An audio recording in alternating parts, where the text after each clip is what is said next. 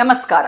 ನೀವು ನೋಡ್ತಾ ಇದ್ದೀರಾ ನ್ಯೂಸ್ 18 ಡಿಜಿಟಲ್ ಕಂಟೆಂಟ್. ನಾನು ನವಿತಾ ಅಜಯ್. ಇವತ್ತಿನ ಡಿಜಿಟಲ್ ಕಂಟೆಂಟ್ ಅಲ್ಲಿ ಒಂದು ಪ್ರಮುಖವಾದ ವಿಚಾರದ ಬಗ್ಗೆ ಮಾಹಿತಿಯನ್ನ ಕೊಡ್ತಾ ಹೋಗ್ತೀವಿ. ಇದು ಸುಪ್ರೀಂ ಕೋರ್ಟ್ ಕೊಟ್ಟಂತಹ ಒಂದು ವಿಚಾರದ ಬಗ್ಗೆ ಅಥವಾ ಸುಪ್ರೀಂ ಕೋರ್ಟ್ ಒಂದು ತೆಗೆದುಕೊಂಡಂತಹ ನಿಲುವಿನ ಬಗ್ಗೆ.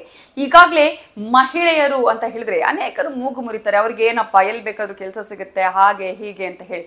ಆದ್ರೆ ಮಹಿಳೆಯರಿಗೂ ಕೂಡ ಅನೇಕ ಸಮಸ್ಯೆಗಳಿದೆ. ಮಹಿಳೆಯರಿಗೆ ಕೆಲಸಕ್ಕೆ ಹೋಗುವಂತಹ ಸಂದರ್ಭದಲ್ಲಿ ಆಗಿರ್ಬೋದು ಅಥವಾ ಕಾಲೇಜಿಗೆ ಹೋಗುವಂತಹ ಸಂದರ್ಭದಲ್ಲಿ ಆಗಿರ್ಬೋದು, ಹೀಗೆ ಒಂದಷ್ಟು ಸಮಸ್ಯೆಗಳು ಅವರದ್ದೇ ಆದಂತಹ ವೈಯಕ್ತಿಕ ಸಮಸ್ಯೆಗಳಿರೋದನ್ನ ನಾವು ಗಮನಿಸ್ತಾ ಇದ್ದೀವಿ. ಆದ್ರೆ ಸುಪ್ರೀಂ ಕೋರ್ಟ್ ಈ ವಿಚಾರದಲ್ಲಿ ಒಂದು ಅರ್ಜಿ ಬರುತ್ತೆ.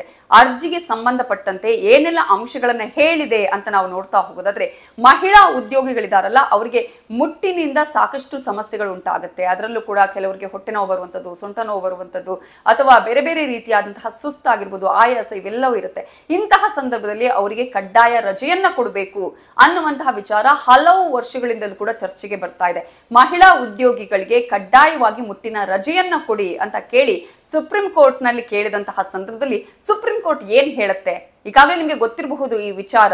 ನೀವೇ ಒಂದು ನೀತಿಯನ್ನ ರೂಪಿಸಬೇಕು ಅಂತ ಹೇಳಿ ಕೇಂದ್ರಕ್ಕೆ ಸುಪ್ರೀಂ ಕೋರ್ಟ್ ಸೂಚನೆಯನ್ನ ಕೊಡುತ್ತೆ. ಇದು ನಮ್ಮ ವ್ಯಾಪ್ತಿಗೆ ಬರುವಂತದ್ದಲ್ಲ. ನಾವು ಕಡ್ಡಾಯವಾಗಿ ರಜೆ ಕೊಡಿ ಅಂತ ಕೇಳೋದಿಕ್ಕೂ ಕೂಡ ಸಾಧ್ಯ ಇಲ್ಲ, ಹೇಳೋದಿಕ್ಕೂ ನಿರ್ದೇಶನ ಮಾಡೋದಿಕ್ಕೂ ಸಾಧ್ಯ ಇಲ್ಲ. ಇದು ಸರ್ಕಾರಕ್ಕೆ ಸಂಬಂಧಪಟ್ಟಂಥದ್ದು. ಅದರಲ್ಲೂ ಕೂಡ ಕೇಂದ್ರ ಇದಕ್ಕೆ ಸಂಬಂಧಪಟ್ಟಂತಹ ಒಂದು ನೀತಿ ನಿಯಮಗಳನ್ನ ರೂಪಿಸಬೇಕಾಗತ್ತೆ. ಬೇರೆ ಬೇರೆ ರಾಜ್ಯಗಳಲ್ಲಿ ಏನಾಗುತ್ತೆ, ಬೇರೆ ಬೇರೆ ರಾಜ್ಯಗಳ ಮಾಹಿತಿಗಳನ್ನ ಅಥವಾ ಸಲಹೆ ಸೂಚನೆಗಳನ್ನ ತೆಗೆದುಕೊಂಡು ಇದಕ್ಕೆ ಸಂಬಂಧಪಟ್ಟಂತಹ ಒಂದು ನೀತಿಯನ್ನ ರೂಪಿಸಬೇಕಾಗತ್ತೆ ಅಂತ ಹೇಳಿ ಸುಪ್ರೀಂ ಕೋರ್ಟ್ ಒಂದು ಸೂಚನೆಯನ್ನ ಕೊಟ್ಟಿದೆ. ಈಗಾಗಲೇ ಮಹಿಳೆಯರಿಗೆ ಕಡ್ಡಾಯವಾಗಿ ಮುಟ್ಟಿನ ರಜೆಯನ್ನು ಕೊಡೋದ್ರಿಂದ ಏನೆಲ್ಲ ಸಮಸ್ಯೆಗಳು ಕೂಡ ಆಗಬಹುದು ಅಥವಾ ಏನೆಲ್ಲ ಪ್ರತಿಕೂಲ ಪರಿಣಾಮಗಳು ಆಗಬಹುದು ಅನ್ನೋದರ ಬಗ್ಗೆ ಕೂಡ ಸುಪ್ರೀಂ ಕೋರ್ಟ್ ಇಲ್ಲಿ ಒಂದಷ್ಟು ವಿಚಾರಗಳನ್ನ ಹೇಳ್ತಾ ಇದೆ. ಅದರ ಪ್ರಕಾರ ಕಡ್ಡಾಯವಾಗಿ ಮುಟ್ಟಿನ ರಜೆಯನ್ನು ಕೊಡಿ ಅಂತ ಹೇಳಬಹುದು. ಆದ್ರೆ ಅದರಿಂದ ಮಹಿಳೆಯರಿಗೆ ಅನಾನುಕೂಲ ಉಂಟಾಗುವಂತಹ ಚಾನ್ಸಸ್ ಇದೆ. ಏನು ಅನಾನುಕೂಲ? ಮಹಿಳೆಯರಿಗೆ ಮುಟ್ಟಿನ ರಜೆಯನ್ನು ಕಡ್ಡಾಯವಾಗಿ ಕೊಡಲೇಬೇಕು. ಹಾಗಾಗಿ ನಾವು ಮಹಿಳೆಯರನ್ನ ಕೆಲಸಕ್ಕೆ ತೆಗೆದುಕೊಳ್ಳಬಾರದು ಅಥವಾ ಅವರಿಗೆ ಕೆಲಸವನ್ನೇ ಕೊಡಬಾರದು ಅನ್ನುವಂತಹ ಯೋಚನೆಯನ್ನ ಉದ್ಯೋಗದಾತರು ಮಾಡುವಂತಹ ಸಾಧ್ಯತೆ ಇದೆ.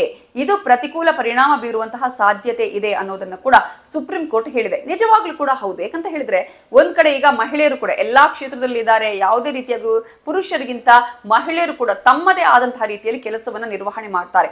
ಇಂತಹ ಸಂದರ್ಭದಲ್ಲಿ ಮಹಿಳೆಯರಿಗೆ ಈ ಮುಟ್ಟಿನ ರಜೆಯನ್ನ ಕೊಡಬೇಕು ಅಂತ ಹೇಳಿದ್ರೆ ಅವರಿಗೆ ಮಾತ್ರ ಈ ರೀತಿಯಾದಂತಹ ಒಂದು ಅವಕಾಶ ಇರುವಂತದ್ದು. ಹಾಗಾಗಿ ಯಾಕೆ ಅವರನ್ನ ನಾವು ಕೆಲಸಕ್ಕೆ ಸೇರಿಸಿಕೊಳ್ಬೇಕಾಗತ್ತೆ? ಯಾಕೆ ಅವರಿಗೆ ಉದ್ಯೋಗವನ್ನು ಕೊಟ್ರೆ ಇಂತಹ ಸಮಸ್ಯೆಗಳು ಬರುತ್ತೆ ಅಂತ ಹೇಳಿ ಉದ್ಯೋಗವನ್ನು ನೀಡದೇ ಇರುವಂತಹ ಸಾಧ್ಯತೆಗಳನ್ನ ಕೂಡ ನಾವಿಲ್ಲಿ ಅಲ್ಲಗಳೆಯುವಂತಿಲ್ಲ.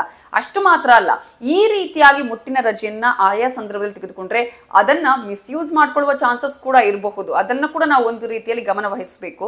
ಅಷ್ಟು ಮಾತ್ರ ಅಲ್ಲ, ಮತ್ತೊಂದು ಕಡೆ ಈಗಾಗಲೇ ಈ ರೀತಿಯಾದಂತಹ ಒಂದು ಮಹಿಳೆಯರಿಗೆ ಮುಟ್ಟಿನ ರಜೆಯನ್ನು ಕೊಡುವಂತಹ ಸಂದರ್ಭದಲ್ಲಿ ಆಕೆ ಯಾವ ದಿನ ಋತುಮತಿ ಆಗಿರ್ತಾಳೆ, ಋತುಸ್ರಾವ ಆಗಿರುತ್ತೆ ಆಕೆಗೆ ಅನ್ನೋದರ ಬಗ್ಗೆ ಕೂಡ ಉಳಿದ ಉದ್ಯೋಗಿಗಳಿಗೆ ಗೊತ್ತಾಗುವಂತಹ ಸಾಧ್ಯತೆ ಇದೆ.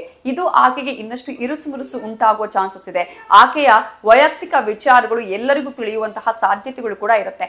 ಹಾಗಾಗಿ ಇಂತಹ ಸಂದರ್ಭದಲ್ಲಿ ಇದು ಬಹಳ ಸೂಕ್ಷ್ಮ ವಿಚಾರ ಆಗಿರೋದ್ರಿಂದ ಎಲ್ಲಾ ಮಹಿಳೆಯರಿಗೂ ಒಂದೇ ರೀತಿಯಾದಂತಹ ಸಮಸ್ಯೆಗಳಿರೋದಿಲ್ಲ ಅಥವಾ ಎಲ್ಲಾ ಮಹಿಳೆಯರು ಕೂಡ ಒಂದೇ ರೀತಿಯಾದಂತಹ ದೇಹದಲ್ಲಿ ರಚನೆ ಆಗಿರೋದಿಲ್ಲ. ಕೆಲವರಿಗೆ ಮುಟ್ಟಿನ ಸಂದರ್ಭದಲ್ಲಿ ಸಾಕಷ್ಟು ನೋವುಗಳು ಉಂಟಾಗಬಹುದು, ಮುಟ್ಟಿನ ಸಂದರ್ಭದಲ್ಲಿ ಸಾಕಷ್ಟು ಸುಸ್ತು ಉಂಟಾಗಬಹುದು, ಇನ್ನು ಕೆಲವರಿಗೆ ಏನು ಆಗದೆ ಇರಬಹುದು. ಅವರವರ ದೇಹದ ರಚನೆಗೆ ಸಂಬಂಧಪಟ್ಟಂತೆ ಅವರವರ ಬಾಡಿಗೆ ವಿಚಾರಕ್ಕೆ ಸಂಬಂಧಪಟ್ಟಂತೆ ಇರೋದ್ರಿಂದ ಎಲ್ಲರಿಗೂ ರಜೆ ಅವಶ್ಯಕತೆ ಇದೆಯಾ ಅನ್ನುವ ಪ್ರಶ್ನೆಯನ್ನ ಕೂಡ ಹುಟ್ಟು ಹಾಕಿದೆ. ಅಷ್ಟು ಮಾತ್ರ ಅಲ್ಲ, ಈ ಹಿಂದಿನ ದಿನಗಳಲ್ಲಿ ನಾವು ಗಮನಿಸಿದ್ವಿ, ಆಕೆ ಮುಟ್ಟಾದ್ರೆ ಹಳ್ಳಿಗಳಲ್ಲಿ ಕೂಡ ಆಕೆಗೆ ಒಂದು ರಜೆಯನ್ನ ನೀಡಲಾಗ್ತಾ ಇತ್ತು ಅಂತ ಹೇಳಿದ್ರೆ ಆಕೆ 3 ರಿಂದ 4 ದಿನ ಮನೆಯ ಹೊರಭಾಗದಲ್ಲೇ ಇರಬೇಕಾಗಿತ್ತು. ಅದು ನಂಬಿಕೆನೋ ಮೂಢನಂಬಿಕೆನೋ ಅಥವಾ ರಜೆಯನ್ನ ಆಕೆಗೆ ಕೊಡ್ತಾ ಇದ್ದಿದ್ದು, ಅಂದ್ರೆ ರೆಸ್ಟ್ ಮಾಡ್ಲಿ ಅಂತ ಹೇಳ್ತಾ ಇದ್ರೋ ಗೊತ್ತಿಲ್ಲ. ಬಟ್ ಆಕೆ ಕೆಲವು ಕಡೆಗಳಲ್ಲಿ ಈಗಲೂ ಕೂಡ ಅದು ಸಂಪ್ರದಾಯದ ರೀತಿಯಲ್ಲಿ ಇರೋದನ್ನ ನಾವು ಗಮನಿಸ್ತಾ ಇದ್ವಿ.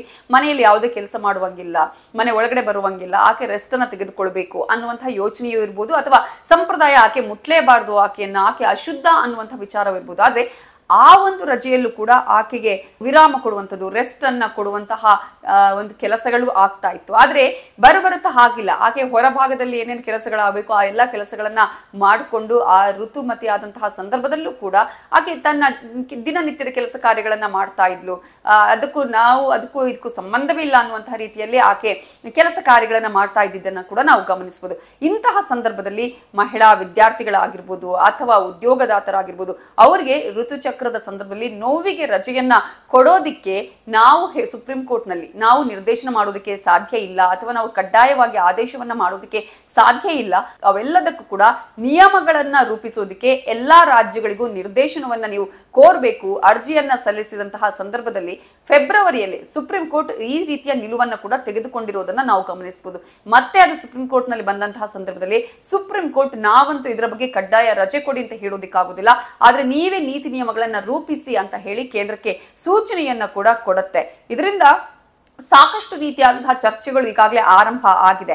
2023ರಲ್ಲಿ ಕೇಂದ್ರಕ್ಕೆ ಈ ರೀತಿಯಾದಂತಹ ಒಂದು ಪ್ರಸ್ತಾವನೆಯನ್ನ ಸಲ್ಲಿಸಿದ್ದನ್ನ ಕೂಡ ಗಮನಿಸಬಹುದು, ಕಡ್ಡಾಯ ರಜೆಯನ್ನ ಕೊಡಬೇಕು ಅಂತ ಹೇಳಿ. ಸೊ ಈ ವಿಚಾರವನ್ನ ಕೂಡ ಅರ್ಜಿದಾರರು ಕೋರ್ಟ್ನ ಗಮನಕ್ಕೆ ತರ್ತಾರೆ. ಆಗ ಕೋರ್ಟ್ ಹೇಳುತ್ತೆ, ವಾಸ್ತವದಲ್ಲಿ ಸರ್ಕಾರದ ನೀತಿಗೆ ಇದು ಸಂಬಂಧಪಟ್ಟಿದ್ದಾಗಿದ್ರೂ ಕೂಡ ನ್ಯಾಯಾಲಯ ಇದನ್ನ ಪರಿಶೀಲನೆ ಮಾಡೋದಕ್ಕೆ ಸಾಧ್ಯ ಇಲ್ಲ ಅಂತ ಹೇಳುತ್ತೆ. ಇದು ವೃತ್ತಿಯಲ್ಲಿರುವಂತಹ ಮಹಿಳೆಯರಿಗೆ ಹೇಗೆ ಪ್ರೋತ್ಸಾಹ ಮಾಡಿದಾಗ ಆಗತ್ತೆ, ಅವರಿಗೆ ಒಂದು ರೀತಿಯಲ್ಲಿ ಇದನ್ನ ತಡೆ ಒಡ್ಡಿದಾಗ ಆಗೋದಿಲ್ವಾ ಅನ್ನುವಂತಹ ಪ್ರಶ್ನೆಯನ್ನ ಕೂಡ ಈ ಸುಪ್ರೀಂ ಕೋರ್ಟ್ ಕೇಳುತ್ತೆ. ಸೊ ಕೇಂದ್ರ ಸರ್ಕಾರ ತೆಗೆದುಕೊಳ್ಳುವಂತಹ ಎಲ್ಲಾ ನಿರ್ಧಾರಗಳನ್ನ ಕೂಡ ಸುಪ್ರೀಂ ಕೋರ್ಟ್ ತಡೆಯೋದಿಲ್ಲ ಅನ್ನುವಂತಹ ಸೂಚನೆಯನ್ನ ಕೂಡ ಕೊಡುತ್ತೆ. ಹಾಗಾಗಿ ಸುಪ್ರೀಂ ಕೋರ್ಟ್ ಬೇರೆ ಬೇರೆ ರಾಜ್ಯಗಳಲ್ಲಿ ಏನಾಗುತ್ತೆ, ಯಾವ ರೀತಿಯಾದಂತಹ ಒಂದು ನಿಲುವನ್ನ ತಾಳುವಂತಹ ಸಾಧ್ಯತೆಗಳು ಇದೆ ಅನ್ನೋದನ್ನ ಕೂಡ ನಾವಿಲ್ಲಿ ಗಮನಿಸಬೇಕಾಗತ್ತೆ. ಹಾಗಾಗಿ ಕೇಂದ್ರಕ್ಕೆ ನೀತಿ ರೂಪಿಸೋದಕ್ಕೆ ಈಗಾಗಲೇ ಸುಪ್ರೀಂ ಕೋರ್ಟ್ ನಿರ್ದೇಶನವನ್ನ ಕೊಟ್ಟಿದೆ. ಇನ್ನು ಬಿಹಾರದಲ್ಲಿ ಮಾತ್ರ ಮಹಿಳೆಯರಿಗೆ 2 ದಿನಗಳ ಕಾಲ ಮುಟ್ಟಿನ ಸಂದರ್ಭದಲ್ಲಿ ಅಥವಾ ಋತುಚಕ್ರ ಆದಂತಹ ಸಂದರ್ಭದಲ್ಲಿ ಆಕೆಗೆ ಮುಟ್ಟಿನ ರಜೆಯನ್ನ ನೀಡಲಾಗುತ್ತೆ. ಬಿಹಾರದಲ್ಲಿ ಇದು 1992ರಿಂದಲೂ ಕೂಡ ಚಾಲ್ತಿಯಲ್ಲಿದೆ. ಆ ಒಂದೇ ಒಂದು ರಾಜ್ಯ ಮಹಿಳೆಯರಿಗೆ ಮುಟ್ಟಿನ ಸಂದರ್ಭದಲ್ಲಿ ರಜೆಯನ್ನು ಕೊಡುವಂತಹ ರಾಜ್ಯ ಅಂತ ಹೇಳಿದ್ರೆ ಅದು ಬಿಹಾರ ಮಾತ್ರ. ಉಳಿದಂತೆ ಯಾವ ರಾಜ್ಯಗಳಲ್ಲೂ ಕೂಡ ಇಂತಹ ಒಂದು ನಿರ್ಧಾರಗಳನ್ನ ತೆಗೆದುಕೊಂಡಿಲ್ಲ. ಹಾಗಾಗಿ ಇದರ ಬಗ್ಗೆ ಎಲ್ಲಾ ರಾಜ್ಯಗಳಲ್ಲೂ ಕೂಡ ಸಲಹೆ ಸೂಚನೆಗಳನ್ನ ಕೊಡಬೇಕು, ಕೇಳಬೇಕು ಅಂತ ಸುಪ್ರೀಂ ಕೋರ್ಟ್ ಹೇಳಿದೆ. ಅದರ ಅಗತ್ಯತೆ ಇದೆಯಾ, ನಿಜವಾಗ್ಲೂ ಅವಶ್ಯಕತೆ ಇದೆಯಾ, ಅವಶ್ಯಕತೆ ಇದ್ದಲ್ಲಿ ಅದು ಸಿಗುತ್ತಾ, ಹೀಗೆ ನೂರಾರು ಪ್ರಶ್ನೆಗಳನ್ನ ಹುಟ್ಟು ಹಾಕಿದೆ.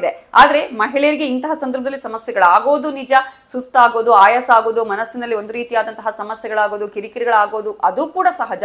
ಹಾಗಂತ ಹೇಳಿ ಅದನ್ನೇ ವಿಚಾರ ಇಟ್ಟುಕೊಂಡು ಕೆಲವರು ಅದನ್ನ ಮಿಸ್ಯೂಸ್ ಮಾಡುವಂತಹ ಸಾಧ್ಯತೆಗಳು ಇರೋದನ್ನ ಕೂಡ ನಾವಿಲ್ಲಿ ಗಮನಿಸಬಹುದು. ಹಾಗಾಗಿ ಸುಪ್ರೀಂ ಕೋರ್ಟ್ ನೀವೇ ನೀತಿ ನಿಯಮಗಳನ್ನ ರೂಪಿಸಿ ಬೇರೆ ಬೇರೆ ರಾಜ್ಯಗಳ ಅಭಿಪ್ರಾಯಗಳನ್ನ ಪಡೆದು ಅನ್ನುವಂತಹ ಸೂಚನೆಯನ್ನ ಕೊಟ್ಟಿದೆ. ಆಗ್ಲೇ ನಾನು ಹೇಳಿದ ಹಾಗೆ ಒಂದು ಉದ್ಯೋಗದಾತರು ಅವಕಾಶವನ್ನು ಮಹಿಳೆಯರಿಗೆ ಕೊಡದೇ ಇರುವಂತಹ ಚಾನ್ಸಸ್ ಕೂಡ ಇದೆ. ಅಷ್ಟು ಮಾತ್ರ ಅಲ್ಲ, ಇನ್ನೊಂದು ಕಡೆ ಮಹಿಳೆಯರಿಗೆ ತಮ್ಮ ಪರ್ಸನಲ್ ವಿಚಾರಗಳು ಎಲ್ಲರಿಗೂ ತಿಳಿಯುವಂತಹ ಸಾಧ್ಯತೆಗಳು ಇರೋದ್ರಿಂದ ಇರಿಸು ಮುರಿಸು ಉಂಟಾಗುವ ಚಾನ್ಸಸ್ ಕೂಡ ಇದೆ. ಕೆಲವು ಕಡೆಗಳಲ್ಲಿ ಇದು ಮಿಸ್ಯೂಸ್ ಆಗುವ ಚಾನ್ಸಸ್ ಕೂಡ ಇದೆ. ಸೊ ಇವೆಲ್ಲದರ ಬಗ್ಗೆ ಕೂಲಂಕಷವಾಗಿ ಪರಿಶೀಲನೆ ಮಾಡಿ ನೀತಿ ನಿಯಮಗಳನ್ನ ರೂಪಿಸಬೇಕಾಗಿದೆ. ಇದು ಇವತ್ತಿನ news 18 digital content. Thank you so much.